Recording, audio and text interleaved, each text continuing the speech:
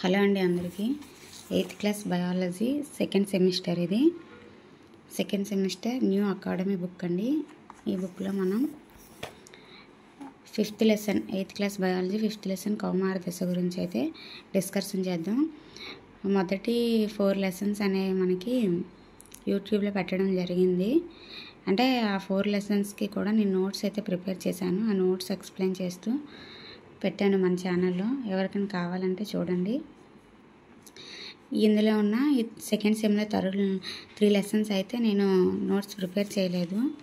అందుకని నేను టెక్స్ట్ బుక్లో అయితే ఎక్స్ప్లెయిన్ చేస్తున్నాను. చూడండి. కౌమార దశ 5th లెసన్ ఏంటండి? కౌమార దశ. ఒక వ్యక్తి ప్రత్యుత్పత్తి జరుపుగల సామర్థ్యాన్ని పొందిన తర్వాత అతని శరీరంలో కలిగే మార్పుల గురించి ఈ పాఠంలో చర్చిద్దాం. ఏంటండి? ఒక వ్యక్తి ప్రత్యుత్పత్తి జరుపుగల సామర్థ్యాన్ని పొందిన తర్వాత అతని శరీరంలో ఏ ఏ మార్పులు అనేవి కలుగుతాయి అనేది ఈ కౌమార దశలో మనకి ఈ లెసన్లో ఉంటుందన్నమాట. పిల్లలను పెద్దవారిగా ఎదిగేలా చేయడంలో హార్మోన్ల పాత్ర కూడా ఈ లెసన్లో డిస్కషన్ చేస్తామన్నమాట. పిల్లలను పెద్దవారిగా ఎదిగేలా చేయడంలో హార్మోన్ల పాత్ర. ఓకేనా? చూసుకున్నట్లయితే పెరుగుదల అనేది పుట్టిన మొదటి రోజు నుండి మొదలవుతుంది. పెరుగుదల అనేది పుట్టినప్పటి నుండి మనకి పెరుగుదల అనేది స్టార్ట్ అవుతుందన్నమాట. 10 లేదా 11 సంవత్సరాల వయస్సు దాటే సమయంలో పిల్లల్లో ఈ పెరుగుదల త్వరితంగా ఉండడాన్ని గమనించవచ్చు. వేగంగా పెరుగుదల అనేది ఏ సంవత్సరంలో మనకు జరుగుతుందంట? 10 లేదా 12 సంవత్సరాల వయస్సు దాటే సమయంలో. 10 లేదా 12 సంవత్సరాల వయస్సు దాటే సమయంలో పిల్లల్లో ఈ పెరుగుదల అనేది త్వరితంగా అంటే వేగంగా ఉండడాన్ని మనం గమనించవచ్చు. శరీరంలో చోటు చేసుకునే మార్పులు పెరుగుదలలో ఒక భాగము. ఆ టైంలో మనకి శరీరంలో అనేక రకాల మార్పులు వస్తాయి అన్నమాట. అది పెరుగుదలలో ఒక భాగమే. ఓకేనా? ఈ మార్పులు మీరు ఇంకా చిన్నపిల్లలు కాదని ప్రౌఢదశకు ఎదుగుతున్నారని సూచిస్తాయి. ఆ పెరుగుదల అనేది సూచించేది ఏంటి? మీరు ఇంకా చిన్నపిల్లలు కాదు, ప్రౌఢదశకు ఎదుగుతున్నారని సూచిస్తాయి అన్నమాట. ఓకేనా? నెక్స్ట్, ఎదగడం అనేది ఓ సహజమైన ప్రక్రియ. అంటే పెరగడం అనేది సహజమైన ప్రక్రియ. ప్రతి జీవిలో కూడా పెరగడం అనేది మనకి ఒక సహజమైన ప్రక్రియ. జీవితకాలంలో ప్రత్యుత్పత్తి పరిపక్వతను సాధించడానికి శరీరంలో మార్పులు జరిగే కాలాన్ని కౌమార దశ అంటారు. అసలు మన లెసన్ ఏంటి? కౌమార దశ. ఓకేనా? అసలు కౌమార దశ అంటే ఏంటి? జీవితకాలంలో ప్రత్యుత్పత్తి పరిపక్వతను సాధించడానికి శరీరంలో మార్పులు జరిగే కాలాన్ని ప్రత్యుత్పత్తి పరిపక్వతను సాధించడానికి మన శరీరంలో మార్పులు జరుగుతాయి కదా, ఆ మార్పులు జరిగే కాలాన్నే కౌమార దశ అంటారనమాట. కౌమార దశ 11 సంవత్సరాల వయస్సులో మొదలై సుమారు 18 లేదా 19 సంవత్సరాల వయస్సు వరకు కొనసాగుతుంది. చాలా ఇంపార్టెంట్. మన ఏజ్ అనేది గుర్తుపెట్టుకోవాలి. కౌమార దశ ఎప్పుడు 11 సంవత్సరాలలో మొదలై సుమారు 18 లేదా 19 సంవత్సరాల వయస్సు వరకు కూడా కొనసాగుతుంది అనమాట. నెక్స్ట్ 11లో మొదలై 18 లేదా 19 సంవత్సరాల వయసు వరకు కొనసాగుతుంది. నెక్స్ట్ ఇది చూడండి. 13 సంవత్సరాల నుండి 18 లేదా 19 సంవత్సరాల మధ్య వయస్సు టీనేజ్కి వర్తిస్తుంది. ఇక్కడ ఇదైతే సేమ్ 18 లేదా 19 ఇక్కడ చూసుకోవాలి. 11 అయితే కౌమార దశ, అదే 13 ఇచ్చాడనుకో మనకి టీనేజ్ అనమాట. టీనేజ్కి వర్తిస్తుంది కనుక కౌమారులను యుక్త వయస్కులు టీనేజర్స్ అంటారనమాట. ఓకేనా? ఇక్కడ చూడండి. టీనేజ్కి వర్తిస్తుంది కనుక కౌమారులను యుక్త వయస్కులు టీనేజర్స్ అని అంటారు. నెక్స్ట్, ఈ కౌమార దశ అబ్బాయిల కన్నా 1 లేదా 2 సంవత్సరాలకు ముందే అమ్మాయిల్లో ప్రారంభమవుతుంది. కౌమార దశ ఎవరిలో అండి ఎక్కువగా మనకు ముందుగా ప్రారంభమవుతుంది? అబ్బాయిల కన్నా అమ్మాయిల్లోనే ముందుగా ప్రారంభమవుతుంది అనమాట. అబ్బాయిల కన్నా 1 లేదా 2 సంవత్సరాలకు ముందే అమ్మాయిల్లో ప్రారంభం కావచ్చు. అలాగే ఈ కౌమార దశ వ్యక్తికి మారుతూ ఉంటుంది. కౌమార దశలో జరిగే మార్పులు అనేవి అందరి వ్యక్తుల్లో ఒకేలా ఉండవు అనమాట. చూసారు ఇక్కడ అబ్బాయిల కన్నా అమ్మాయిల్లో 1-2 సంవత్సరాల ముందే ప్రారంభమవుతుంది. అలాగే వ్యక్తికి డిఫరెన్స్ అనేది ఉంటుందన్నమాట.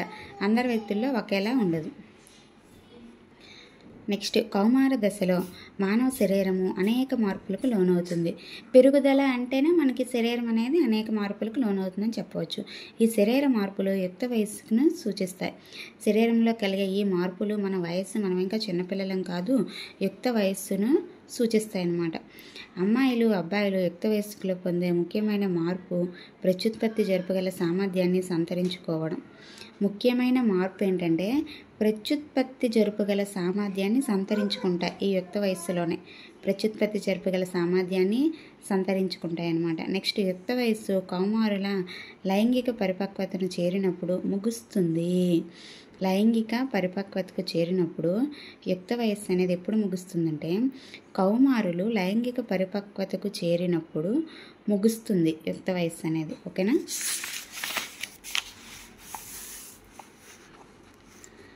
నెక్స్ట్ యుక్త వయస్సులో వచ్చే మార్పులు చూద్దాం. మార్పులు మనకి ఇలా ఇస్తాడు ఒక్కొక్కటి, ఇలా చూద్దాం. యుక్త వయస్సులో హఠాత్తుగా ఎత్తు పెరగడం చాలా స్పష్టంగా కనబడే మార్పు. చాలా స్పష్టంగా మనకి కనబడే మార్పు ఏంటంటే యుక్త వయస్సులో హఠాత్తుగా ఎత్తు అనేది మనం పెరుగుతాం. నెక్స్ట్ ఈ సమయంలో పొడవైన ఎముకలు అంటే చేతులు మరియు కాళ్ళలో ఎముకలు పొడవు పెరగడం వల్ల ఆ వ్యక్తి ఎత్తుగా పెరుగుతాడు. ఎముకలు అనేవి పెరగడం వల్ల మనకి చేతులు కాళ్ళు హైట్ అనేది పెరిగి ఏమవుతుంది, ఆ వ్యక్తి అనేవారు ఎత్తుగా పెరుగుతారనమాట. నెక్స్ట్ ఇక్కడ ఒక పట్టిక ఇచ్చాడండి. ఈ పట్టిక మనం చూసుకోవాలి. ఏంటంటే ఈ పట్టిక అర్థం వయస్సు అంటే ఒక వ్యక్తి యొక్క వయస్సు ఇది. ఆ ఎత్తులో అతని యొక్క పూర్తి ఎత్తులో ఎంత శాతం, ఆ వయస్సులో ఎంత శాతం పెరుగుతాడు.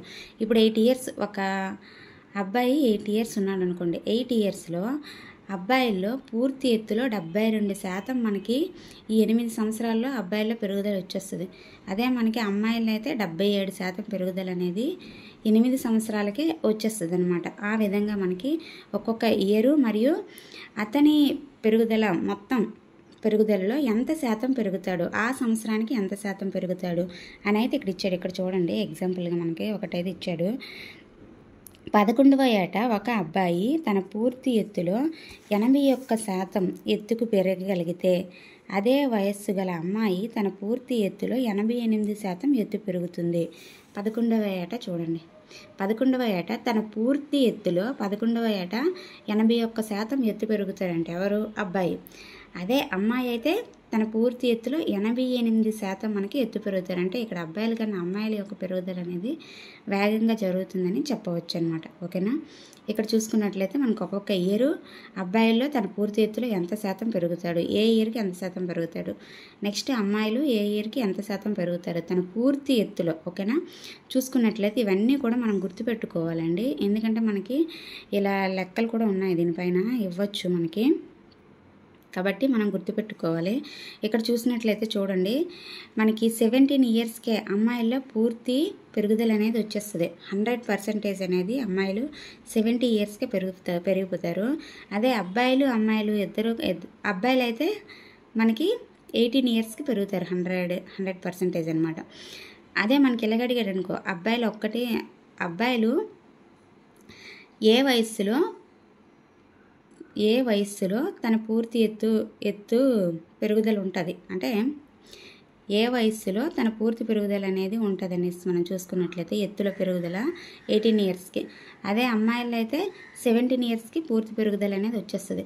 అబ్బాయిలు అమ్మాయిలు ఇద్దరు ఎత్తు కూడా పూర్తి పెరుగుదల ఏ సంవత్సరంలో ఉంటుందంటే మనకి 18 ఇయర్స్లో ఇద్దరు కూడా మనకి 100 అనేది ఉంటుంది. అదే సింగిల్గా అబ్బాయి అయితే 18 ఇయర్స్, అమ్మాయి అయితే 17 ఇయర్స్, ఇద్దరు కలిపి అయితే 18 ఇయర్స్ అనేది మనం పెట్టాలి. నెక్స్ట్ సంపూర్ణ ఎత్తు ఇక్కడ లెక్క ఎలా అంటే ఇచ్చాడు. సంపూర్ణ ఎత్తు లెక్కించుట కొరకు ఒక ఫార్ములా అయితే ఉంటుంది మనకి, ఇది గుర్తుపెట్టుకోవాలి. ప్రస్తుత ఎత్తు, ఓకేనా, సెంటీమీటర్లో చూసుకోవాలి, బై ప్రస్తుత వయస్సులో గరిష్ట ఎత్తు శాతము ఇంటూ 100. ప్రస్తుత ఎత్తు బై ప్రస్తుత వయస్సులో గరిష్ట ఎత్తు శాతము ఇంటూ 100. మనం ఈ ఫార్ములా గుర్తుపెట్టుకోవాలి. మనకి లెక్కలు అడుగుతాడనమాట. ఒక అబ్బాయి వయస్సు 9 ఇయర్స్, అతని ప్రస్తుత ఎత్తు 120 సెంటీమీటర్లు. పెరుగుదల చివరి దశకు అతని ఎత్తును కింది విధంగా లెక్కించవచ్చు. అంటే అతని ఎత్తు ఎంత అనేసి మనకి ఇక్కడ ఇచ్చాడనుకో, మనం ఏం చేయాలి? ఫస్ట్ ప్రస్తుత ఎత్తు మనం చూసుకున్నట్లయితే ఇక్కడ ఎంత ఇచ్చాడు? 120 సెంటీమీటర్స్ బై ప్రస్తుత వయస్సులో అతని గరిష్ట ఎత్తు శాతము. ప్రస్తుత వయస్సు మనకి ఎంత? 9 ఇయర్స్. 9 ఇయర్స్లో మనకి ఇక్కడ అబ్బాయి అన్నాడు.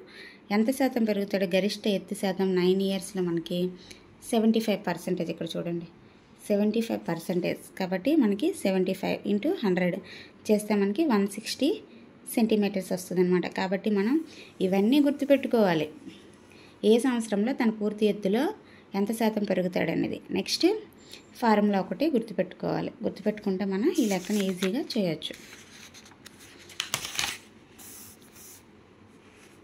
నెక్స్ట్ మనం చూసినట్లయితే ఇక్కడ మనం చూసిందే, మొదట్లో అమ్మాయిలు అబ్బాయిల కంటే వేగంగా పెరుగుతారు, కానీ 18 ఏళ్ళ వయసు నాటికి బాలబాలికలు ఇద్దరు గరిష్ట ఎత్తుకు చేరుకుంటాడు. ఓకేనా?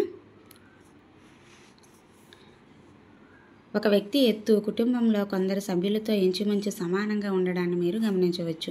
దీనికి కారణం ఎత్తు అనే లక్షణం తల్లిదండ్రుల నుండి జన్యువుల ద్వారా వంశపారపర్యంగా పిల్లలకు సంక్రమిస్తుంది. పిల్లలకి అనేది మనకి వంశపారపర్యంగా మనకి సంక్రమిస్తుందంట. చూసుకోవాలి. ఎత్తు అనేది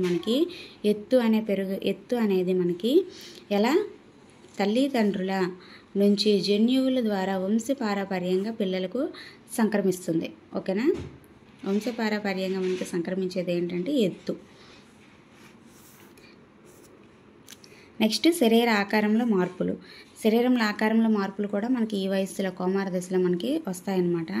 క్రింది తరగతుల్లో అబ్బాయిల కంటే మీ తరగతిలో అబ్బాయిలు వెడల్పైన భుజాలు, విశాలమైన ఛాతీ ఉండడాన్ని మీరు గమనించారు. ఎందుకంటే యుక్త వయస్సుకు చేరిన పిల్లల భుజాల్లో సాధారణ పెరుగుదల మూలంగా వెడల్పు అవుతాయి. అమ్మాయిల్లో నడుము ఇవన్నీ కూడా మనకి పెరుగుతాయి అన్నమాట. అమ్మాయిల కన్నా అబ్బాయిల్లో కండరాలు దృఢంగా పెరుగుతాయి. ఈ విధంగా కౌమార దశలో బాలబాలికల్లో జరిగే మార్పులు అనేవి భిన్నంగా ఉంటాయి అన్నమాట. శరీర ఆకారంలో మనకి క్రింద తరగతి చూసుకుంటే పై తరగతి పిల్లలు మనకి ఏజ్ కొంచెం ఎక్కువగా ఉంటుంది కాబట్టి వాళ్ళ యొక్క భుజాలు అనేవి వెడల్పుగా ఉండడం, అమ్మాయిల్లో కూడా కొన్ని రకాలైన శారీరక మార్పులు కూడా కలుగుతాయి అన్నమాట. ఓకేనా? నెక్స్ట్ కంఠస్వరంలో మార్పు మనం కంఠస్వరంలో మార్పులు కూడా మనకి ఈ వయసులోనే మనకి వస్తాయి అనమాట. ఇది ఒక్కొక్కటి ఇచ్చాడు. శరీర ఆకారంలో మార్పులు ఏమొస్తాయి, కంఠస్వరంలో మార్పులు అని అయితే ఇచ్చాడు. చూసుకోవాలి. యుక్త వయస్సులో శబ్దపేటిక లేదా స్వరపేటిక పెరగడం ప్రారంభమవుతుంది. యుక్త వయస్సులోనే మనకి శబ్దపేటిక లేదా స్వరపేటిక అనేది పెరగడం ప్రారంభమవుతుంది అనమాట. ఓకేనా? బాలురిలో స్వరపేటిక పెద్దదిగా ఉంటుంది, గొంతు భాగంలో ఉబ్బెత్తుగా ఉంటుంది. బాలురులో అయితే స్వరపేటిక అమ్మాయిల కంటే అబ్బాయిల్లో కొంచెం పెద్దదిగా ఉండి గొంతు భాగంలో మనకి ఉబ్బెత్తుగా ఉంటుందన్నమాట. మన ఈ లెసన్ ప్రతిదీ కూడా చూసుకోవాలి. లాస్ట్లో మనకి బిట్స్ ఇస్తాడు, బిట్స్ కూడా చేద్దామండి. కాబట్టి ఇంట్రెస్ట్గా అయితే చూడండి. మనకి అబ్బాయిల్లో మనకి ఉబ్బెత్తు నిర్మాణం అనేది చొచ్చుకొని పెరిగే నిర్మాణాన్ని మనం చూస్తూ ఉంటాం గొంతు భాగంలో. దీన్నే మనం ఆడమ్స్ యాపిల్ అంటామన్నమాట. దీన్ని ఏమంటారంటే ఆడమ్స్ యాపిల్ అని అంటామన్నమాట. ఇక్కడ చూడండి. బాలురులో స్వరపేటిక అనేది పెద్దదిగా ఉంటుంది, గొంతు భాగంలో ఉబ్బెత్తుగా చొచ్చుకొని పెరిగే నిర్మాణాన్ని మనం ఏమంటామంటే ఆడమ్స్ యాపిల్ అంటామన్నమాట. అమ్మాయిల్లో స్వరపేటిక పరిమాణం చిన్నదిగా ఉండటం వల్ల బయటకు స్పష్టంగా కనబడదు. అబ్బాయిల్లో మాత్రం స్వరపేటిక పరిమాణం అనేది కొంచెం పెద్దదిగా ఉండి బయటకు చొచ్చుకొని ఉన్నట్టు ఉంటుంది అన్నమాట. గొంతు దగ్గర ఉబ్బెత్తుగా చొచ్చుకొని పెరిగే నిర్మాణం ఉంటుంది. దీన్నే మనం ఏమంటామంటే ఆడమ్స్ యాపిల్ అంటాము. అమ్మాయిల్లో అయితే స్వరపేటిక పరిమాణం అనేది చిన్నదిగా ఉండడం వల్ల బయటకు స్పష్టంగా కనబడదు.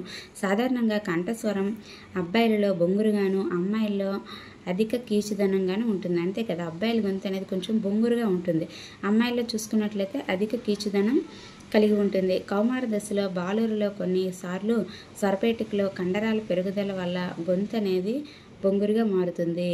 కౌమార దశలో బాలురులో మనకి కొన్నిసార్లు స్వరపేటికలో కండరాలు ఉంటాయి కదా, ఆ స్వరపేటికలో కండరాల పెరుగుదల వల్ల గొంతు అనేది బొంగురుగా మారుతుంది. గొంతు సాధారణ స్థితికి రావడానికి కొన్ని రోజులు లేదా కొన్ని వారాలు పట్టవచ్చు.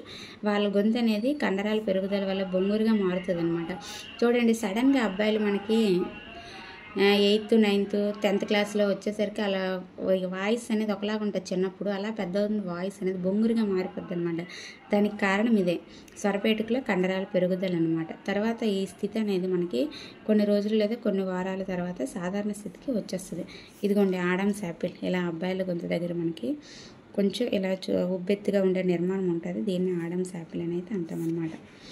ఓకేనా.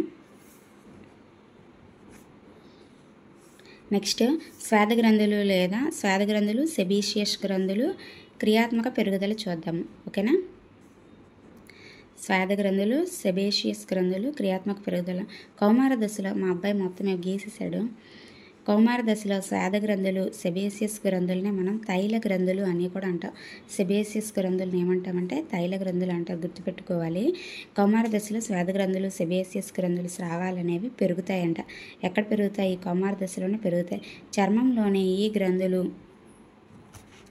ఈ గ్రంథులు చర్యలు పెరగడం వలన చాలామందికి యుక్త వయస్సులో ముఖంపై మొటిమలు అనేవి ఎక్కువగా వస్తాయి. ముఖంపై మొటిమలు అనేది ఎక్కువగా ఎప్పుడు వస్తాయంటే స్వేద గ్రంథులు లేదా సెబేషియస్ గ్రంథులు, స్రావాలు అనేవి పెరుగుతాయి అన్నమాట. వాటి వల్ల మనకి ఏమవుతుందంటే యుక్త వయస్సులో ముఖంపై మొటిమలు అనేవి ఎక్కువగా వస్తాయన్నమాట. ఇక్కడ చూసుకున్నట్లయితే చూడండి, స్వేద గ్రంథులు, తైల గ్రంథులు లేదా సెబేషియస్ గ్రంథులు మరియు లాలాజల గ్రంథులు వంటి కొన్ని గ్రంథులు వాటి స్రావాలను నాళాల ద్వారా విడుదల చేస్తాయి. కానీ అంతఃస్రావక గ్రంథులు హార్మోన్లను నేరుగా రక్తంలోకి విడుదల చేస్తాయి. అందువలన వీటిని వినాళ గ్రంథులు అంటారు. ఓకేనా. ఈ గ్రంథులన్నీ కూడా ఏం చేస్తాయి? వాటి స్రావాలను నాళాల ద్వారా విడుదల చేస్తాయి. కానీ అంతఃస్రావక గ్రంథులకి నాళాలు ఉండవు. డైరెక్ట్గా అవి హార్మోన్లను నేరుగా బ్లడ్లోకి రిలీజ్ చేస్తే అవేమో వాటి లక్ష్య స్థానాలకి చేరుకుంటాయి అన్నమాట. కాబట్టి వీటికి నాళాలు ఉండవు కాబట్టి మనం అంతఃస్రావక గ్రంథులని వినాళ గ్రంథులు అని కూడా అంటారనమాట.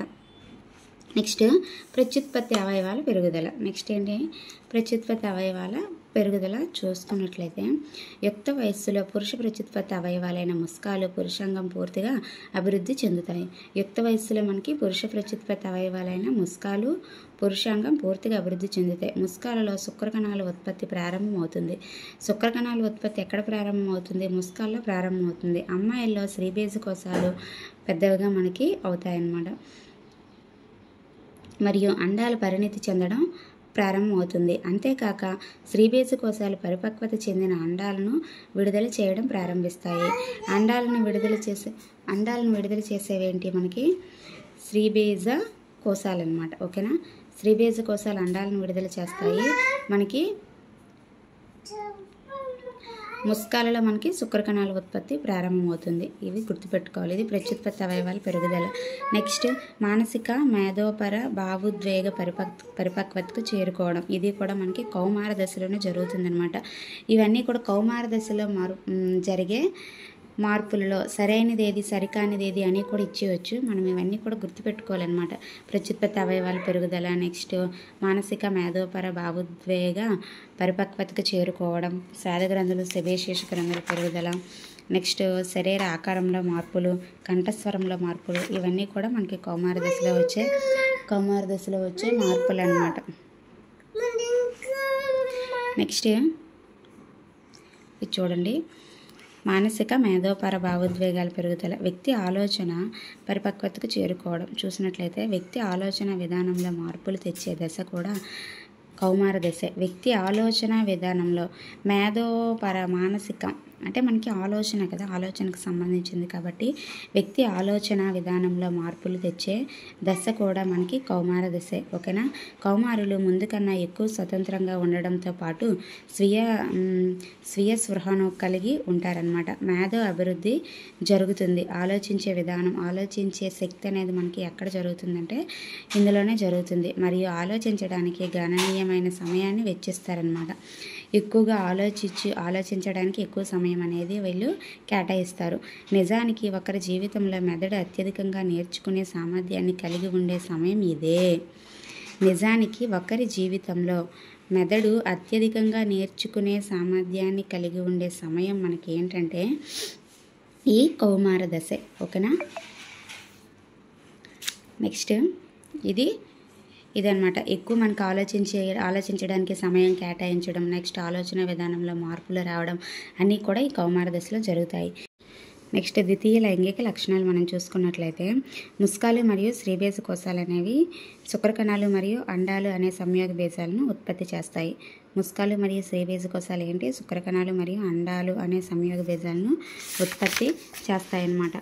నెక్స్ట్ అబ్బాయిల ముఖంపై వెంట్రుకల పెరుగుదల, మీసాలు గడ్డాలు రావడం మొదలైనవి అమ్మాయిలు మరియు అబ్బాయిలు గుర్తించడానికి ఉపయోగపడే లక్షణాలను మనం ద్వితీయ లైంగిక లక్షణాలు అంటామన్నమాట. అమ్మాయిల్లో వక్షోజాల పెరుగుదల, అబ్బాయిల ముఖంపై వెంట్రుకల పెరుగుదల ఇవన్నీ కూడా మనకి ద్వితీయ లైంగిక లక్షణాలు అన్నమాట. ఓకేనా. నెక్స్ట్ కౌమార దశలో జరిగే ఈ మార్పులను హార్మోన్లు నియంత్రిస్తాయి. కౌమార దశలో జరిగే ఈ ద్వితీయ లైంగిక లక్షణాలు మార్పులు ఉన్నాయి కదా, ఇవన్నీ కూడా ఏంటంటే హార్మోన్లు అనేవి నియంత్రిస్తాయి. హార్మోన్లు రసాయనిక పదార్థాలు, ఇదొక మోస్ట్ ఇంపార్టెంట్ అండి, చూసుకోవాలి. హార్మోన్లు అనేవి ఏ పదార్థాలు? రసాయనిక పదార్థాలు. ఇవి అంతఃస్రావి గ్రంథులు, వినాళ గ్రంథులు లేదా అంతఃస్రావి వ్యవస్థ విడుదల చేసే స్రావాలన్నమాట. హార్మోన్లు అనేవి ఏంటంట? రసాయనిక పదార్థాలు. నెక్స్ట్ అంతఃస్రావక గ్రంథులు లేదా వినాళ గ్రంథులు అంటారు వీటినే. ఈ అంతఃస్రావి వ్యవస్థ విడుదల చేసే స్రావాలు ఇవి, ఈ హార్మోన్లు అనేవి. యుక్త వయస్సు చేరే సమయానికి అబ్బాయిలలో ముష్కాలు పురుష హార్మోన్ లేదా టెస్టోస్టెరాన్ను స్రవిస్తాయి. ఇది బాగా గుర్తుపెట్టుకోవాలి. పురుష హార్మోన్ లేదా టెస్టోస్టెరాన్. ఓకేనా. అబ్బాయిలలో ముస్కాలు పురుష హార్మోన్ ఏంటండి? టెస్టోస్టెరాన్ అనమాట. ఓకేనా. నెక్స్ట్ ఈ హార్మోన్ బాలురుల మార్పులను కలుగ చేస్తుంది. ఉదాహరణకు అబ్బాయిల ముఖంపై వెంట్రుకలు రావడం, అమ్మాయిలు కౌమార దశకు చేరుకునే వక్షోజాల పెరుగుదల అనే మార్పుకు కారణం మనకి ఏంటంట? స్త్రీ హార్మోన్ లేదా ఈస్ట్రోజన్. స్త్రీ హార్మోన్ లేదా ఏంటండి? ఈస్ట్రోజన్. పురుష హార్మోన్ ఏంటి? టెస్టోస్టెరాన్. స్త్రీ హార్మోన్ ఏంటి? ఈస్ట్రోజన్. గుర్తుపెట్టుకోవాలి రెండు కూడా, టెస్టోస్టెరాన్, ఈస్ట్రోజన్. స్త్రీబీజ కోశాలు ఉత్పత్తి చేయడం అనేది స్త్రీబీజ కోశాలు ఉత్పత్తి చేయడం ప్రారంభిస్తాయి. నెక్స్ట్ వక్షోజాల్లో పాలను స్రవించే గ్రంథులు లేదా క్షీర గ్రంథులు అభివృద్ధి చెందుతాయి. వక్షోజాల్లో పాలను స్రవించే గ్రంథులునే మనం ఏమంటామంటే క్షీర గ్రంథులు అంటామన్నమాట. ఇవి అభివృద్ధి చెందుతాయి. ఈ హార్మోన్ ఉత్పత్తి అంతఃస్రావిక గ్రంథి అయిన పీయూష గ్రంథిచే స్రవించబడే మరొక హార్మోన్ నియంత్రణలో ఉంటాయి. ఈ హార్మోన్ల ఉత్పత్తి ఈ ఈస్ట్రోజన్ మరియు టెస్టోస్టెరాన్ అన్నాం కదా.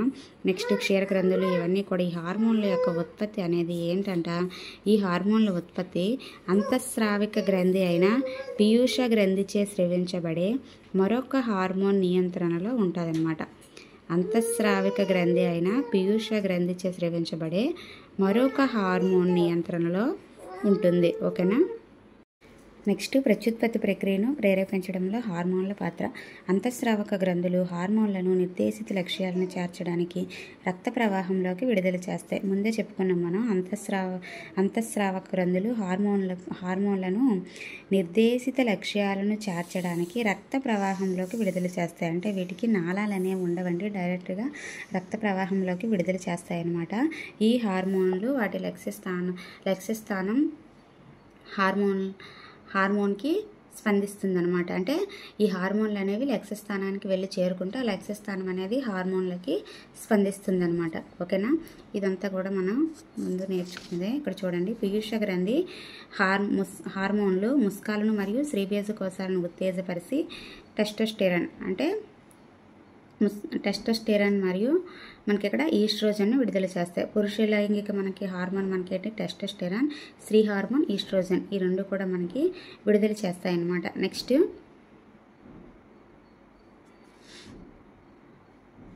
హార్మోన్లు రక్త ప్రవాహంలోకి విడుదల చేయబడి శరీరంలో భాగాలకి చేరుతాయి. ఓకేనా. వీటికి నాళాలనే ఉండవు కాబట్టి ఇవి అంతఃస్రావి వ్యవస్థ అనేది ఆధీనంలో ఉంటాయి కాబట్టి వీటికి నాళాలనే ఉండవు అనమాట. వినాళ గ్రంథులు అని అంటారు. అయితే హార్మోన్లు అనేవి రక్త ప్రవాహంలోకి విడుదల చేస్తాయి అన్నమాట. విడుదల చేయడం వల్ల మనకి శరీరంలో భాగాలకి చేరుతాయి, అంటే లక్ష్యస్థానాలకు చేరుతాయి.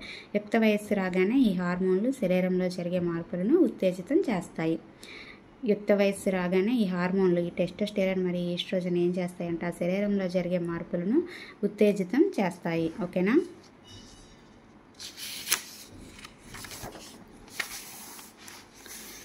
నెక్స్ట్ మానవుని జీవితంలో ప్రత్యుత్పత్తి దశ.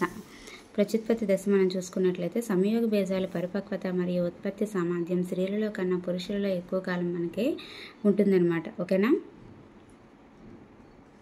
ఇది మనం చూసుకున్నాం. ముస్కాలు మరియు స్త్రీ బీజకోశాలు సంయోగ బీజాలను ఉత్పత్తి చేయగలిగినప్పుడు కౌమారులు ప్రత్యుత్పత్తి జరిపే సామర్థ్యాన్ని పొందుతారు. వాళ్ళు ఎప్పుడైతే స్త్రీలు మరియు పురుషులు ముస్కాలు మరియు స్త్రీ బీజకోశాలు అంటే సంయోగ బీజాలను ఉత్పత్తి చేయగలవో, ముస్కాలు మరియు స్త్రీ బీజకోశాలు ఏ సంయోగ బీజాలను, ముస్కాలు శుక్రకణాలను, స్త్రీ బీజకోశాల అండాలను, ఈ రెండు కూడా సంయోగ బీజాలండి. సంయోగ బీజాలను ఉత్పత్తి చేయగలిగినప్పుడు కౌమారులు ప్రత్యుత్పత్తి జరిపే సామర్థ్యాన్ని పొందుతారనమాట. ఓకేనా, ఈ సంయోగ బీజాల యొక్క పరిపక్వత మరియు ఉత్పత్తి సామర్థ్యం స్త్రీలలో కన్నా పురుషులలో ఎక్కువ కాలం మనకి ఉంటుందంట. ఇది చూసుకోవాలి. సంయోగ బీజాల పరిపక్వత మరియు ఉత్పత్తి సామర్థ్యం స్త్రీలలో కన్నా పురుషులలో ఎక్కువ కాలం ఉంటుంది. స్త్రీలలో ప్రత్యుత్పత్తి దశ యుక్త వయస్సు 10 నుండి 12 చూసుకోవాలి. 12 సంవత్సరాల నుండి ప్రారంభమై సుమారు 45 నుండి 50 సంవత్సరాల వయస్సు వరకు కూడా కొనసాగుతుందన్నమాట. స్త్రీలలో ప్రత్యుత్పత్తి దశ యుక్త వయస్సు అనేది మనకి ఎప్పుడు 10 నుండి 12 మనకి ఇక్కడ 12 సంవత్సరాల నుండి ప్రారంభమై సుమారు 45 నుండి 50 సంవత్సరాల వయస్సు వరకు కూడా కొనసాగుతుందంట. 10 to 12, 45 to 50. ఓకేనా, యుక్త వయస్సు నుండి అండాలు పరిపక్వత చెందడం మొదలవుతుంది. యుక్త వయస్సు మనకి 10 నుండి 12 సంవత్సరాల నుండి మనకి ఇక్కడ అండాలు పరిపక్వత చెందడం అనేది మొదలవుతుంది. ప్రతి 28 నుండి 30 రోజులకు ఒకసారి ఏకాంతంగా ఒక స్త్రీ బీజ కోసం ఒక అండాన్ని విడుదల చేస్తుందన్నమాట. 28 నుండి 30 రోజులకు ఒకసారి ఏకాంతంగా ఒక స్త్రీ బీజ కోసం ఒక అండాన్ని విడుదల చేస్తుంది. ఈ సమయంలో ఒకవేళ అండం ఫలదీకరణం చెందితే గర్భాశయ కుద్యం మందంగా మారి అండాన్ని స్వీకరిస్తుంది. అప్పుడు అండం అభివృద్ధి చెందడం మొదలై అది గర్భధారణకు దారితీస్తుంది. ఒకవేళ ఫలదీకరణం జరగకపోతే విడుదలైన అండం మరియు మందంగా మారిన గర్భాశయ గోడల ఉపరితలంలోని రక్తనాళాలు బయటకు విసర్జితం అవుతాయి. స్త్రీలలో జరిగే ఈ రక్తస్రావాన్ని ఋతుచక్రం లేదా బహిష్టు కావడం అని అంటారు. ఓకేనా, ఇక్కడ ఏంటంటే మనకు చూడండి, ప్రతి 28 నుండి 30 రోజులకు ఒకసారి ఏకాంతంగా స్త్రీబీజ కోసం ఒక అండాన్ని విడుదల చేస్తుందంట. ఈ సమయంలో ఒకవేళ అండం ఫలదీకరణం చెందిందనుకో, ఆ విడుదలైన అండం అనేది ఫలదీకరణం చెందితే గర్భాశయ కుద్యం అనేది మందంగా మారి ఆ అండాన్ని స్వీకరిస్తుంది. ఫలదీకరణం చెందిన అండాన్ని గర్భాశయ కుద్యం అనేది స్వీకరిస్తుంది. అప్పుడు అండం అనేది అక్కడ అభివృద్ధి చెందడం మొదలవుతుంది. గర్భాశయ కుద్యంలో ఆ ఫలదీకరణ చెందిన అండం అనేది అభివృద్ధి చెందడం మొదలవుతుందన్నమాట. అదే గర్భధారణకు దారితీస్తుంది అనమాట. అదే మనకి గర్భధారణ. నెక్స్ట్, ఒకవేళ ఫలదీకరణం మనకి ఇక్కడ అండం అనేది ఫలదీకరణ జరగకపోయిందనుకో, అప్పుడు ఏమవుతుంది, విడుదలైన అండం మరియు ఈ గర్భాశయ గోడలు మందంగా మారిపోతాయి కదా. మందంగా మారిన గర్భాశయ గోడల ఉపరితలంలోని రక్తనాళాలు ఆ రెండు కూడా బయటకు విసర్జితం అవుతాయి అన్నమాట 28 నుండి 30 రోజులకు ఒకసారి. ఓకేనా, అయితే స్త్రీలలో జరిగే ఈ రక్తస్రావాన్ని మనం ఋతుచక్రం లేదా బహిష్టు కావడం అని అంటాము. అయితే ఈ ఋతుచక్రం 28 నుండి 30 రోజులకు ఒకసారి అనేది పూర్తవుతుంది. నెలకి మనకి వస్తుంది. అదే 28 నుండి 30 రోజులకు ఒకసారి పూర్తవుతుందని అంటారనమాట. మొదటి ఋతుచక్రాన్ని రజస్వల అంటారు. మొదటి ఋతుచక్రాన్ని ఏమంటారు? రజస్వల అంటారు. 48 నుండి 50 సంవత్సరాల వయసులో ఋతుచక్రం ఆగిపోతుంది. ఏజ్ గుర్తుపెట్టుకోవాలి. 45 to 50 years వయసులో ఋతుచక్రం ఆగిపోతుంది. ఇలా ఋతుచక్రం ఆగిపోవడాన్ని మోనోపాజ్ అంటారు. ఇది కూడా ఇంపార్టెంట్. ఋతుచక్రం ఆగిపోవడాన్ని ఏమంటారంటే మోనోపాజ్. ఋతుచక్రం ఆగిపోవడాన్ని మోనోపాజ్ అంటారు. మొదట్లో ఋతుచక్రం క్రమ పద్ధతిలో రానప్పటికీ ఆ తర్వాత కొంతకాలానికి క్రమగతిన కొనసాగుతుంది. ఫస్ట్ మనకి రానప్పటికీ ఋతుచక్రం క్రమ పద్ధతిలో రానప్పటికీ తర్వాత కొంతకాలానికి క్రమగతిన మనకి ఇక్కడ కొనసాగుతుంది అనమాట. ఓకేనా, ఋతుచక్రం అనేది మనకి హార్మోన్ల నియంత్రణలో ఉంటుంది. ఋతుచక్రం అనేది హార్మోన్ నియంత్రణలో ఉంటుందన్నమాట. నెక్స్ట్, మగబిడ్డ లేదా ఆడబిడ్డ అని మనకి ఎలా నిర్ధారణ అవుతుంది చూసుకున్నట్లయితే, ప్రతి కణంలో కేంద్రకం లోపల క్రోమోజోములు ఉంటాయి. ప్రతి కణంలో కూడా కేంద్రకం లోపల ఏముంటాయి? క్రోమోజోములు ఉంటాయి. ప్రతి మానవుల్లో ప్రతి మానవునిలో కణాలలోని కేంద్రకంలో 23 జతల క్రోమోజోములు ఉంటాయి. ఎన్ని జతలు? 23 జతల క్రోమోజోములు ఉంటాయి. వీటిలో X మరియు Y అనే 2 క్రోమోజోములను లైంగిక క్రోమోజోములు అల్లోజోములు అంటారనమాట. వీటిలో ఎక్స్ మరియు వై అనే 2 క్రోమోజోమ్లను లైంగిక క్రోమోజోములు లేదా అల్లోజోములు అంటారు. స్త్రీలలో 2 ఎక్స్ క్రోమోజోములు, పురుషులలో 1 ఎక్స్ మరియు 1 వై అనే క్రోమోజోములు ఉంటాయి. స్త్రీలలో అయితే 2 ఎక్స్ క్రోమోజోములు, పురుషుల్లో 1 ఎక్స్ మరియు 1 వై అనే క్రోమోజోములు ఉంటాయి. సంయోగ బీజాలు ఏంటి? శుక్రకణం మరియు అండం అన్నమాట. 1 జట్టు క్రోమోజోములు అనేవి ఉంటాయి. సంయోగ బీజాలు చూసుకున్నట్లయితే 1 జట్టు క్రోమోజోములే మనకి ఉంటాయన్నమాట. ఫలదీకరణ చెందిన అండంలో 1 ఎక్స్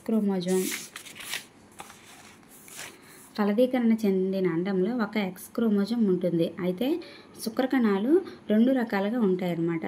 ఒక రకంలో ఎక్స్ క్రోమోజోమ్, మరొక రకంలో వై క్రోమోజోమ్ అన్నమాట. ఫలదీకరణ చెందిన అండంలో మాత్రం ఒక రకమే ఉంటుంది, ఎక్స్ క్రోమోజోమ్. కానీ ఈ శుక్రకణాలలో మాత్రం 2 రకాలుగా ఉంటాయన్నమాట. అదేంటి? ఒక రకంలో ఎక్స్ క్రోమోజోమ్, మరో రకంలో వై క్రోమోజోమ్ అన్నమాట. అయితే ఎక్స్ క్రోమోజోమ్ను కలిగిన శుక్రకణం అండంతో మనకి ఫలదీకరణం చెందితే సంయుక్త బీజంలో 2 ఎక్స్ క్రోమోజోమ్లు జతలుగా చేరడం వలన ఆడ శిశువుగా అభివృద్ధి చెందుతుంది. ఓకేనా?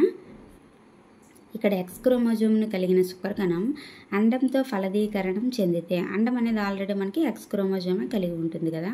అయితే సంయుక్త బీజంలో 2 ఎక్స్ క్రోమోజోమ్లు అప్పుడు అవుతాయి. అప్పుడు 2 ఎక్స్ క్రోమోజోమ్లు జతలుగా చేరడం వల్ల ఆడ శిశువుగా అభివృద్ధి చెందుతుంది. అదే మనకి ఫలదీకరణ సమయంలో శుక్రకణం అండానికి వై క్రోమోజోమ్ అందించినట్లయితే, ఆల్రెడీ అండానికి మనకి ఎక్స్ క్రోమోజోమ్ ఉంటుంది కాబట్టి ఈ శుక్రకణం అనేది వై క్రోమోజోమ్ను అందించినట్లయితే సంయుక్త బీజం మగ శిశువుగా అభివృద్ధి చెందుతుంది అనమాట. ఇక్కడ చూడండి, శుక్రకణాలు ఎక్స్ ఇచ్చాడు కదా. ఈ వై వచ్చి ఎక్స్ని చేరితే మనకి ఏమవుతుందో, మనకి మగబిడ్డ అనమాట. XY మగబిడ్డ, ఎక్స్ శుక్రకణం, ఎక్స్ అండాన్ని మనకి చేరితే మనకి XX ఆడబిడ్డ అనమాట. ఓకేనా?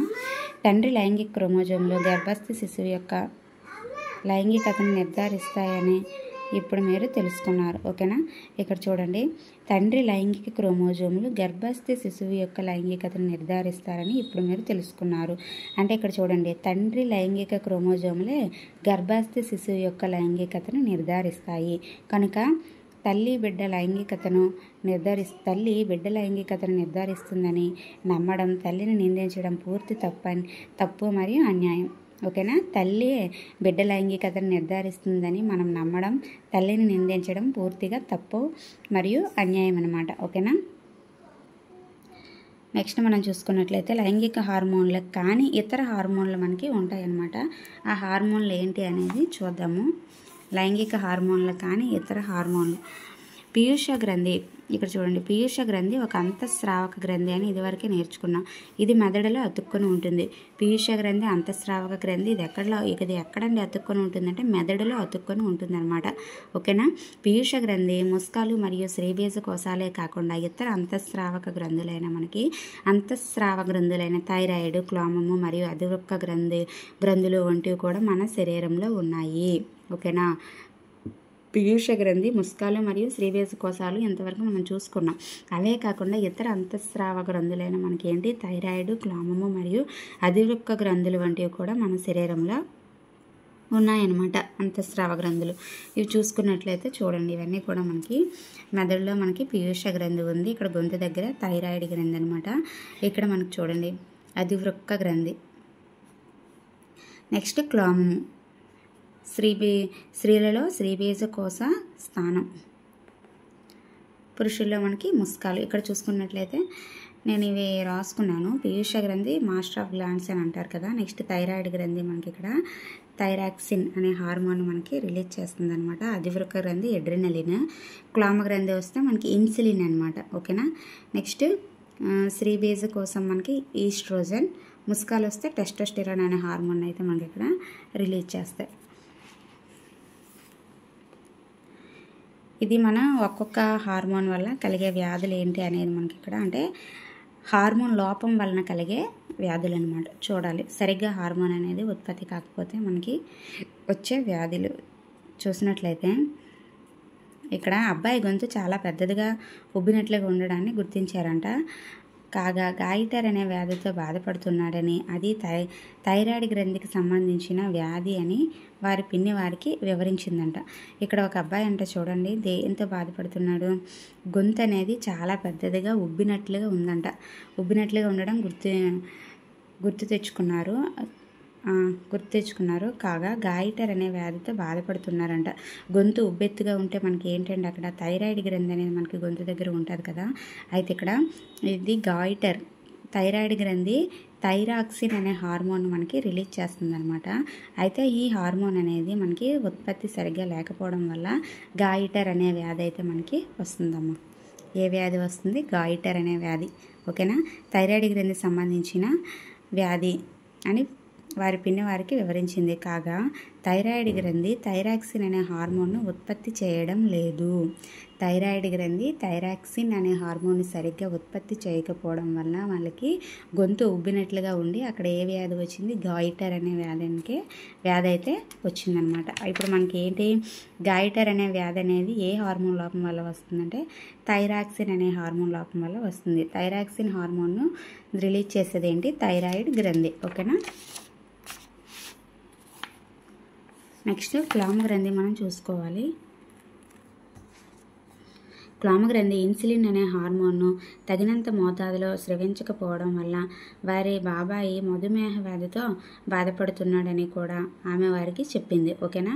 అంటే ఇక్కడ చూడండి క్లామ గ్రంథి రిలీజ్ చేసే హార్మోన్ మనకి ఇన్సులిన్ అనమాట. ఇన్సులిన్ తగిన మోతాదులో స్రవించకపోవడం వల్ల ఏమవుతుందంట? మధుమేహ వ్యాధి మనకి డయాబెటీస్ అనేది ఏ హార్మోన్ లోపం వల్ల వస్తుందంటే ఇన్సులిన్ అనే హార్మోన్. దీన్ని రిలీజ్ చేసే గ్రంథి మనకి క్లామ గ్రంథి. ఓకేనా. నెక్స్ట్ మనం చూసుకున్నట్లయితే అధివృక్క గ్రంథి గురించి చూసి వారి పిన్నిని అడిగారనమాట. రక్తంలో లవణాల సమతుల్యతను సరైన మోతాదులో ఉండేలా అధివృక్క గ్రంథులు స్రవించే హార్మోన్లు నిర్వహిస్తుందని వారి పిన్ని వివరించిందనమాట. అధివృక్క గ్రంథి ఎడ్రినలిన్ అనే హార్మోన్ను స్రవిస్తుంది. ఈ హార్మోన్ ఒకరు చాలా కోపంగా, ఇబ్బందిగా లేదా ఆందోళనగా ఉన్నప్పుడు కలిగే ఒత్తిడిని శరీరంలో సర్దుబాటు చేయడానికి సహకరిస్తుంది. ఓకేనా. రక్తంలో లవణాల సమతుల్యతను సరైన మోతాదులో ఉండేలా అధివృక్క గ్రంథులు స్రవించే హార్మోను నిర్వహిస్తుందంట. ఓకేనా. ఏంటండి? రక్తంలో లవణాల సమతుల్యతను సరైన మోతాదులో ఉండేలా అధివృక్క గ్రంథులు స్రవించే హార్మోను నిర్వహిస్తుంది. అదేంటంటే అధివృక్క గ్రంథి ఎడ్రినలిన్ అనే హార్మోన్ మనకి స్రవిస్తుంది. ఆ అధివృక్క గ్రంథి స్రవించే హార్మోన్ ఏంటండి? ఎడ్రినలిన్ అనే హార్మోన్ స్రవిస్తుంది. ఈ హార్మోన్ ఒకరు చాలా కోపంగా, ఇబ్బందిగా లేదా ఆందోళనగా ఉన్నప్పుడు కలిగే ఒత్తిడిని శరీరంలో సర్దుబాటు చేయడానికి సహకరిస్తుంది అనమాట. ఓకేనా.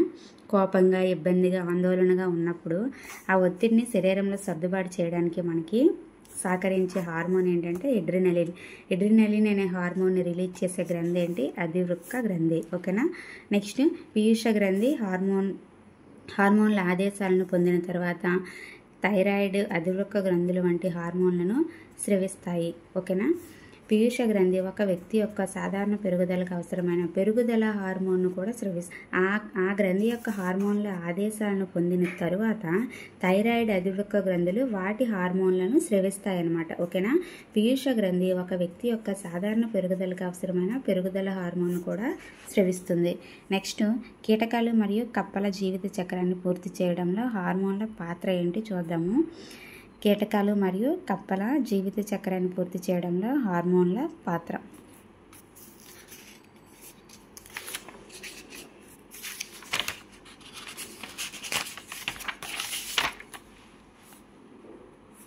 పట్టుపురుగు మరియు కప్ప యొక్క జీవిత చక్రాలను ఇదివరకే మీరు చదివి ఉన్నారు కదా. మనం చూసాం కదా, నోట్బుక్లో మీకు వివరించాను పట్టుపురుగు మరియు కప్ప యొక్క జీవిత చక్రం. అయితే లార్వా దశ వివిధ దశల తర్వాత ప్రౌఢ జీవిగా మారుతుంది. లార్వా దశ వివిధ దశల తర్వాత ఏ జీవిగా మారుతుంది? ప్రౌఢ జీవిగా మారుతుంది. పట్టుపురుగు జీవిత చక్రంలో వివిధ దశలను గురించి 7వ తరగతిలో చదివారు. టాడ్పోల్ లార్వా వివిధ దశల అనంతరం కప్పగా మారుతుంది. టాడ్పోల్ లార్వా అనేది వివిధ దశల అనంతరం మనకి కప్పగా మారుతుందన్నమాట. ఓకేనా. లార్వా దశ నుండి ప్రౌఢజీవిగా మారే ఈ మార్పులను రూప విక్రియ అంటారు. లార్వా దశ నుండి ప్రౌఢజీవిగా మారే ఈ మార్పులను ఏమంటారు? రూప విక్రియ అంటారనమాట. అయితే కీటకాలలో జరిగే ఈ రూప విక్రియను కీటక హార్మోన్లు నియంత్రిస్తాయంట. కీటకాలలో జరిగే ఈ రూప విక్రియను ఎవరు నియంత్రిస్తారు? కీటక హార్మోన్లు అనేవి నియంత్రిస్తాయి. కప్పలో రూప విక్రియను థైరాయిడ్ గ్రంథి స్రవించే థైరాక్సిన్ హార్మోన్ నియంత్రిస్తుంది. కప్పలో రూప విక్రియను ఎవరు నియంత్రిస్తారంట?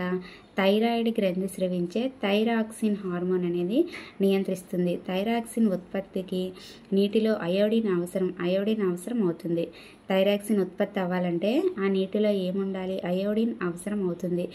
అయితే టాడ్పోల్స్ పెరిగే నీటిలో తగినంత అయోడిన్ లేకపోతే ఆ టాడ్పోల్స్ ప్రౌఢజీవిగా మారలేవు. ఓకేనా? ప్రౌఢజీవిగా మనకి మారలేవు. ఎందుకంటే అయోడిన్ అనేది ఎక్కువగా ఉంటేనే అది ఇక్కడ మనకి ఇచ్చాడు కదా, థైరాక్సిన్ ఉత్పత్తికి మనకి అయోడిన్ అనేది అవసరం అవుతుంది. కాబట్టి థైరాక్సిన్ అనేది సరిగ్గా ఉత్పత్తి అయితేనే మనకి రూప విక్రియను నియంత్రిస్తుందని చెప్పాం కదా. కాబట్టి అయోడిన్ అనేది సరిగ్గా లేకపోతే టాడ్పోల్స్ అనేవి ప్రౌఢజీవిగా మారలేవన్నమాట. నెక్స్ట్ ప్రత్యుత్పత్తి ఆరోగ్యం. వ్యక్తి శారీరక మరియు మానసిక ఆరోగ్యాన్ని వ్యక్తిగత ఆరోగ్యంగా భావించవచ్చు. ఏ వ్యక్తి అయినా ఏ వయసులోనైనా శారీరక ఆరోగ్యం కోసం సంతులిత ఆహారాన్ని తీసుకోవాలి. ఓకేనా? శారీరక ఆరోగ్యం కోసం ఏం చేయాలి? మంచి ఆహారాన్ని తీసుకోవాలి. ప్రతి వ్యక్తి పరిశుభ్రత మరియు తగినంత శారీరక వ్యాయామం గురించి తప్పక శ్రద్ధ తీసుకోవాలి.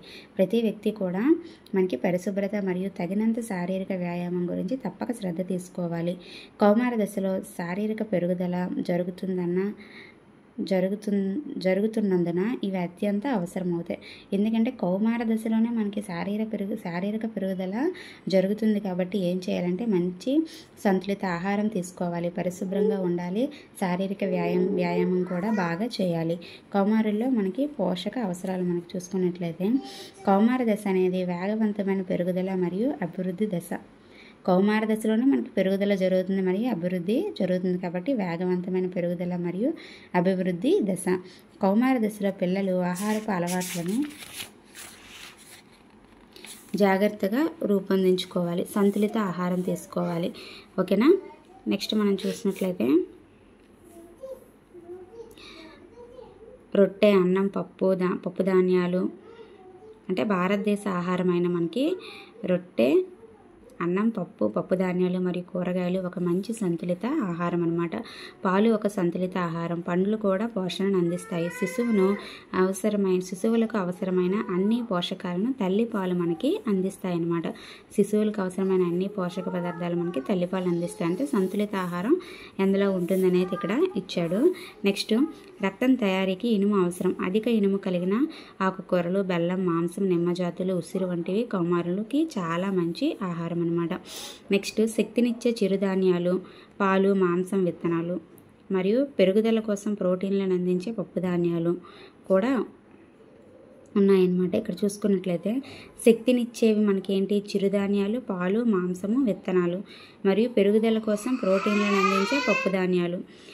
ఓకేనా? శక్తినిచ్చే క్రొవ్వులు, చక్కెరలు కూడా ఉన్నాయని మనకి ఇక్కడ చెప్తున్నాడు అనమాట. తగినంత పోషక విలువలు లేని చిప్స్, డబ్బాల్లో నిల్వ ఉంచిన ఆహారం చాలా రుచిగా ఉన్నప్పటికీ మన రోజువారీ ఆహారానికి ప్రత్యామ్నాయం కాకూడదు. అంటే చాలా రుచిగా ఉన్నాయని మనం రోజువారీ ఆహారం తినడం మానేసి అవే తినుకొని మాత్రం ఉండకూడదు అనేది ఇక్కడ చెప్తున్నారు. అంటే ఇక్కడ మనకి ఏంటంటే కౌమార దశలో మనకి శారీరక పెరుగుదల అనేది బాగా ఉంటుంది కాబట్టి సంతులిత ఆహారం తీసుకోవాలి అనేది దీని యొక్క వివరణ అన్నమాట. ఓకేనా? శక్తినిచ్చేవి, ప్రోటీన్లు ఎక్కువగా ఉండేవి మనం తీసుకోవాలి అనేది చెప్తున్నారు. నెక్స్ట్ వ్యక్తిగత పరిశుభ్రత అనేది పాటించాలి. శారీరక వ్యాయామం అయితే చేయాలి. వ్యక్తిగత పరిశుభ్రత కూడా పాటించాలి. శారీరక వ్యాయామం అనేది చేయాలి.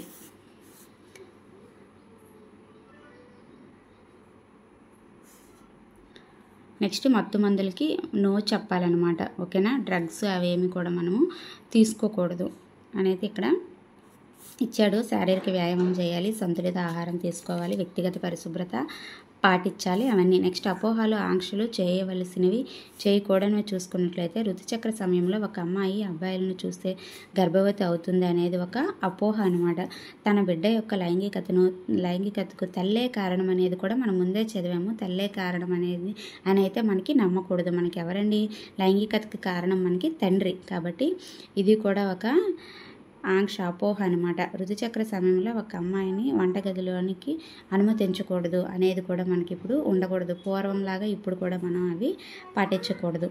మీరు ఇలాంటి అనేక ఇతర అపోహల ఆంక్షలను చూసి ఉండవచ్చు. ఇలాంటి వాటిని మనం వదిలివేయాలి. ఈ లెసన్ ద్వారా మనం నేర్చుకోవలసినవి అయితే అవి. ఓకేనా? మన మత్తు మందులు అవి వాటన్నిటికీ కూడా యుక్త వయసులోనే మనం ఎక్కువగా సరే కౌమార దశలోనే ఎడిక్ట్ అవుతారనమాట మత్తు మందులకి గట్ట. కాబట్టి అవేమీ కూడా తీసుకోకూడదు. నెక్స్ట్ ఇక్కడ చూడండి, HIV అనే ప్రమాదకర వైరస్ వల్ల కలిగే ఎయిడ్స్ వ్యాధి గురించి మీరు వినే ఉంటారు. ఔషధాలను అందించే సూదులను పంచుకోవడం ద్వారా. ఫస్ట్ పాయింట్ ఏంటి? ఔషధాలను అందించే సూది అనేది ఎవరికి వారిదే ఉండాలి. ఒకరి సూది ఒకరికి పొడవకూడదు అనమాట. సూదులను పంచుకోవడం ద్వారా ఈ వైరస్ సోకిన వ్యాధి నుంచి ఆరోగ్యకరమైన వ్యక్తికి వ్యాప్తి చెందే అవకాశం ఉంది. HIV అనేది మనకి సూదుల ద్వారా వ్యాప్తి చెందే అవకాశం ఉంది. కాబట్టి మనం హాస్పిటల్కి వెళ్ళా సరే మనం కూడా వాళ్ళు కొత్తదే మనకి సూదులు వేస్తారు అనుకోండి, కానీ మనం కూడా అబ్జర్వ్ చేస్తూ ఉండాలి. పాత వేయకుండా మనం అబ్జర్వ్ చేయాలి. ఎయిడ్స్ సోకిన తల్లి నుండి శిశువుకు ఆమె పాల ద్వారా కూడా మనకి వ్యాప్తి చెందవచ్చు. ఎయిడ్స్ తల్లికి ఉందనుకో, తల్లిపాలు తాగడం వల్ల శిశువుకు కూడా వ్యాప్తి చెందవచ్చు. HIV వైరస్ సోకిన వ్యక్తికి లైంగిక సంపర్కం ద్వారా. ఈ మూడింటి ద్వారా కూడా మనకి HIV అనేది సోకుతుంది. ఒకటి ఏంటి? సూదులు, 2 తల్లిపాలు, 3 మనకి లైంగిక సంపర్కం. ఈ 3 కూడా కొంచెం గుర్తుపెట్టుకోవాలి. నెక్స్ట్ ఇక్కడ మీరు ఏం నేర్చుకున్నారని లెసన్లో ఉందే మనకి ఇచ్చారు. లెసన్ అయితే ఇక్కడతో కంప్లీట్ అయిందండి. నెక్స్ట్ మనం ఏం చేద్దామంటే బిట్స్ అయితే చేద్దాము. ఇందులో ఇచ్చిన బిట్స్ ఇవి చేద్దాము. ఈ బిట్స్కి ముందు ఇక్కడ ఇంకొక పాయింట్ అయితే ఉంది, ఇక్కడ చూద్దాము. 2011 జనాభా లెక్కల ప్రకారం మన దేశంలో ప్రతి 1000 మంది పురుషులకు గాను 940 మంది కౌమార స్త్రీలు ఉన్నారు. ఈ విషయాలను తెలుసుకోండి. 2011 జనాభా లెక్కల ప్రకారం అంటే మన దేశంలో 1000 మంది పురుషులకు స్త్రీలు ఎంతమంది ఉన్నారంటే 940 మంది ఉన్నారంట. అంటే తక్కువ మంది స్త్రీలు ఉన్నారు. ఓకేనా? నెక్స్ట్ ఉల్బద్రవ పరీక్ష అంటే ఏమిటి? ఈ పరీక్ష ఎంతవరకు ఉపయోగపడుతుందంటే భారతదేశంలో ఈ పరీక్ష ద్వారా గర్భస్థ శిశువు లింగ నిర్ధారణ ఎందుకు నిషేధించబడింది? ఓకేనా? అంటే ఇక్కడ చూడండి, మనకి ఉల్బద్రవ పరీక్ష ఎందుకు చేస్తారంటే గర్భస్థ శిశువు యొక్క లింగ నిర్ధారణకు చేసే పరీక్ష ఏంటంటే ఉల్బద్రవ పరీక్ష. ఈ ఉల్బద్రవ పరీక్ష ఏంటి? గర్భస్థ శిశువు యొక్క లింగ నిర్ధారణకు చేస్తారు. ఇది నిషేధించబడింది. ఎందుకంటే మనకి మగబిడ్డ ఆడబిడ్డ అని ముందే తెలుసుకోవడం వల్ల చాలామంది మనకి ఇచ్చేస్తున్నారు కదా. అంటే స్త్రీలైతే గర్భం మనకి పోగొట్టడం అవన్నీ చేస్తున్నారు. కాబట్టి ఇది నిషేధింపబడింది. కాకపోతే పరీక్ష పేరైతే గుర్తుపెట్టుకోండి. ఉల్బద్రవ పరీక్ష ఎందుకు చేస్తారంటే గర్భస్థ శిశువు యొక్క లింగ నిర్ధారణ కొరకు అనమాట చేసే పరీక్ష అయితే ఇప్పుడు మనకి నిషేధించబడింది. నెక్స్ట్ ఇక్కడ ఇచ్చిన బిట్స్ అయితే చూద్దాము.